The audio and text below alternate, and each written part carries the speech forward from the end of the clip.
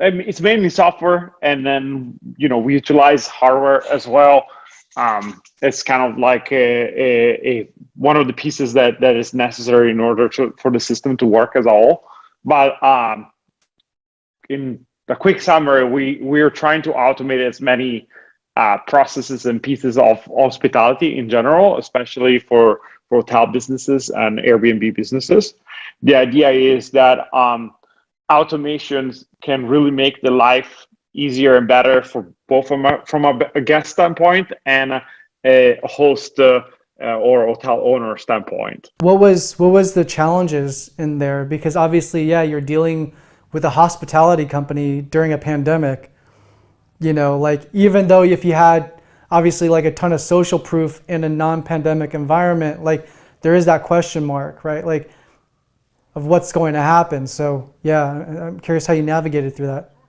We had two challenges, and this is what's crazy, that a great team, a great product doesn't mean it's going to necessarily succeed, because it depends on your environment and timing on things as well. Because we do happen to think that we have an amazing product, and in personal setting, in perfect settings, we make other businesses very successful because our automations allow them to reduce a lot of their costs. So for a lot of businesses, saw us as an advantage during the pandemic, but it was so bad that travel was so not going that even if we were improving their situation, there was only so much you could have improved. And so we had to have tough conversation throughout the pandemic with those customers. And at the same time, we were timing things to be able to fundraise. And even if we were growing client-wise, our revenue, because we work on our rev share, we're not growing as much as the client base because we're on a rev share. And travel was, we did, I think, was it 2019, like February, March, right? When they hit pretty hard. I think it was 95% cancellation rates. Like 95% of all bookings across the board canceled. That means that somebody who's, if a hotel was supposed to do, let's say, $100,000 in booking that month, did $5,000 instead. There's nothing you can do about it. Like it was, and that's a tough situation. You're in a startup, you're in a fragile environment, you need money. You're not making money from the revenue. You're not easily finding investors. That's a tough situation to be, but that's kind of like what you have to do when you want to be an entrepreneur. Yeah, for sure. How about like have you had like a fuck this moment, kind of like, almost like self-questioning, self-doubt of like, am I going down the right path? Have you had any of those moments with Jurny or not related to Jurny? Yeah, I think everybody has those moments to know, like, where they're questioning if what they're doing is the right thing, and is the right path. But I think this is going back to a really good advice. This was actually from my dad, where he always told me, like, if things are meant to be, they're meant to be. And sometimes there's things that are outside of our control, and us trying to control them is just going to stress us out for no reason. There's nothing, if during the pandemic, my business would have failed, all I can do is do the best. Once I've done that, I can go to sleep happy. Of course, it's hard, I'm not going to lie. It was, but I need to know that once I know I've done 100% or 110% of what I could have done, then I'm okay with myself. And so even the doubts and those things just come second, because I cannot let life, and if you want to call it the universe or God, or call it however you want, decide what the future is going to be. I just have to do the best with what I'm given, and then the rest is not up to me. I'm curious as to like, where did that entrepreneurial like seed come from?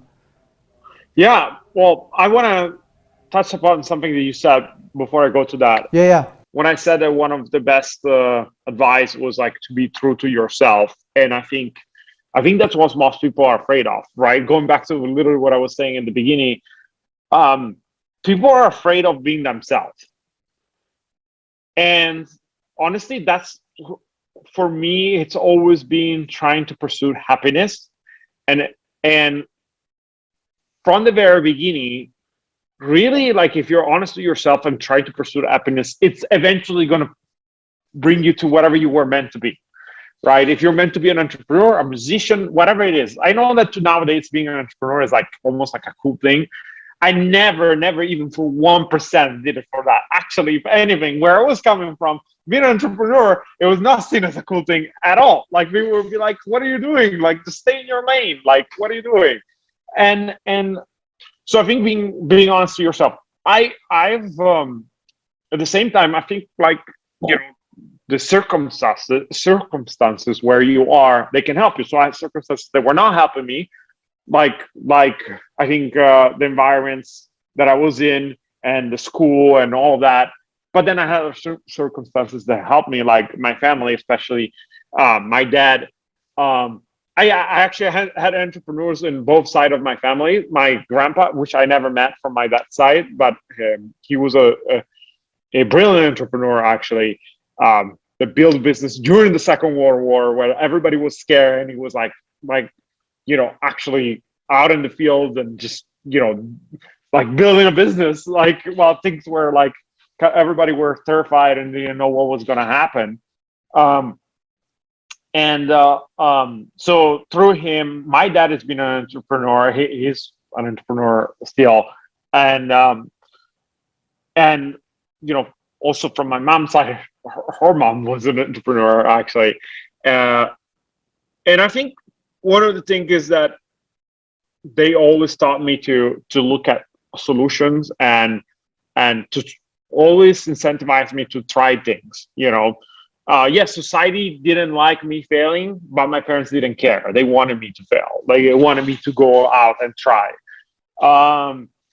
So I'm like, I can consider myself very lucky to have the parents that I have, because that was definitely helpful. And not everybody has that luck, but I'm sure that, you know, you can find that elsewhere, right? Like, so that's a piece that helped me. But I wasn't an entrepreneur because my dad was, or because my grandparent was, because, being honest to myself, that's what I'm passionate about. I'm passionate about fixing problems, and like, it's weird because I look at life and I see things that it could be done better all the time. Actually, one of my biggest challenges is, like, how do you just focus on one problem? I want to fix them all. It's almost like a disease. I'm like doing 10 things. Okay, at one point in my life, I said, okay, you gotta focus on one thing and have maybe one hobby, and that's it, because otherwise you're like all over the place and you're not gonna accomplish anything. I think this is Mark Cuban saying this, and I think this cannot be more true than this. The 10 years overnight success, honestly, it's so true. Like, of course there's going to be that one, like, single person that is going to be, you know, like, stumbling on the right idea, the right place, the right time, and it's very smart and has the right set of skills. Everything falls into place perfectly.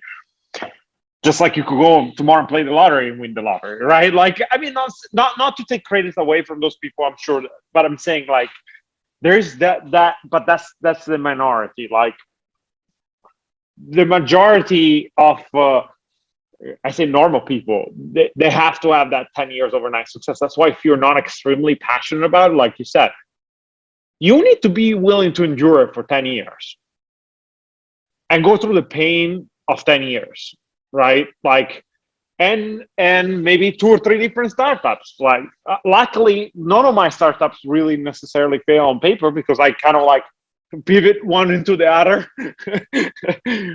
But that's 10 years of, like, me not going and, you know, have the security of having, like, a great job with great salary and all of that, you know, and I definitely have the skills to get a well-paid job and not having to go through that struggle. So you have to have, you have to do it for a different reason than just money or success. Otherwise it's not going to happen.